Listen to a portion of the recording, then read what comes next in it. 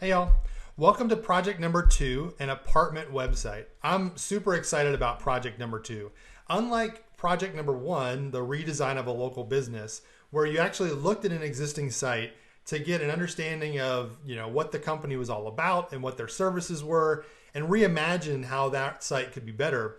Project number 2 allows you to start from scratch. And so it's really a great opportunity for your creativity, for your design to shine.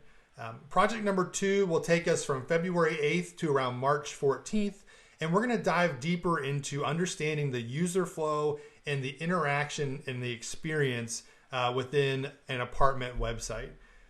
We're going to also layer in some new UI UX deliverables. So in project number 1, we looked at mood boards and wireframes and prototypes, and now we're going to kind of fill in the gaps between those three. We're going to layer in information architecture, which is just a fancy way of saying sitemap or navigation. And so we're going to outline structurally what our site's going to, what the experience of our site is going to look like. And we'll go into more in depth once we get to that module. We're also going to talk about design systems and how setting up a quick one-pager, similar to the mood board, but different as it relates to UI design, can help give the development team or your business partner, or if you're freelancing, that client an understanding of what the site is going to look like from a user interface perspective. It also is a great way for you to set up some repeatable components and patterns as you go into XD to build your prototype that make your experience that much quicker. In this project, though, you're going to be able to kind of choose your own adventure with a caveat. So you're going to answer some early questions up front around, where is this apartment complex at? Is it a high rise in the big city, or is it temporary living in the suburbs? And so you get to choose, but your choice on your audience and your type of site is going to dictate maybe a little bit around what type of style it is. What's the photography selection like? What type of fonts you use? How complex or streamlined is the page? And so we're going to, again, begin to layer in some of those critical thinking, problem solving skills that we've talked about in this first project. And one of the things that I really thought was awesome about project number 1 is the way y'all responded to the conversation with Eric and myself, and how empathy and putting yourself into the user's shoes as they experience your design really makes an impact on what your prototype is going to be. And so we're going to do a little bit of that in project number 2. We're going to do a lot of it in project number 3, but we're kind of just going to dabble in it in project number 2 by answering some of those first basic questions up front. There are 5 big milestones that are due before the final project itself. We're going to start with mood boards, and we're going to lay those out in a very similar way that we did for project number 1. Then we're going to layer in information architecture mapping. And again, we'll dive into more in depth in that as it relates to IA, as it's referred to from an abbreviation perspective, here this Thursday, and then also that IA map due the following Thursday evening. Then we're going to layer in wireframes the same way. Now, I'll say with mood boards and wireframes, you guys have had the chance to actually build those in project number 1. So all the feedback you got from that and the way you responded to your resubmission of your final example of that, keep that in mind and take that same attitude and that same passion and those tweaks that you made into this first submission milestone here on February 25th.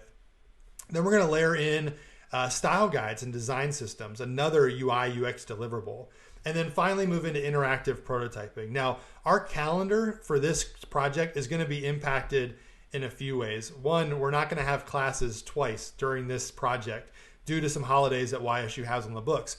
We're also going to extend the period of time a little bit in interactive prototypes due to one of those holidays to give you a little bit more time to focus on the actual clicking and creating the interactions in Adobe XD. And again, we'll go into more in depth once it's the time for that milestone in that module.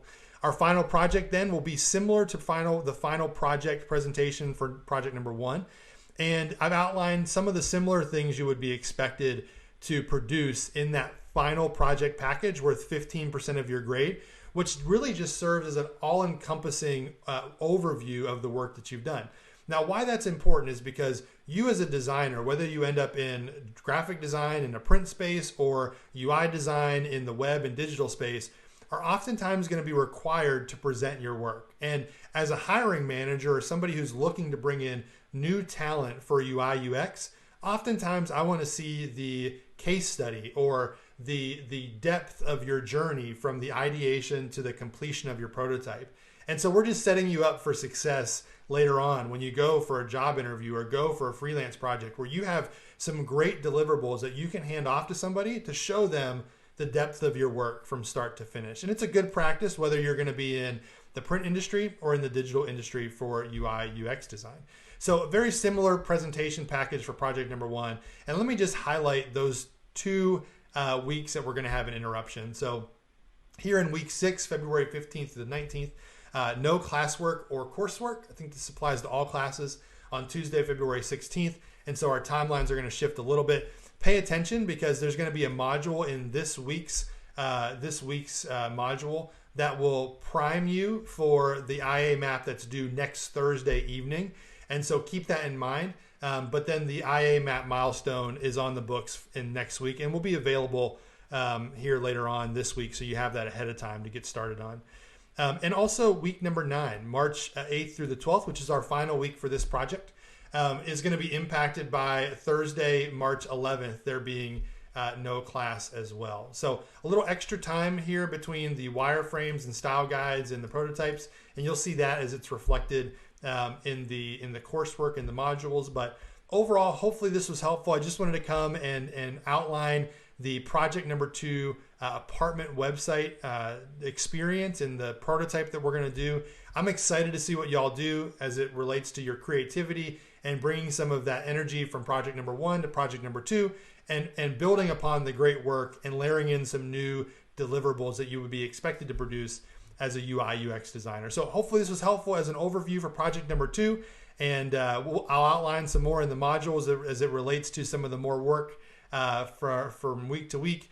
But hopefully this was helpful, and let's get started in project 2. All right, see y'all.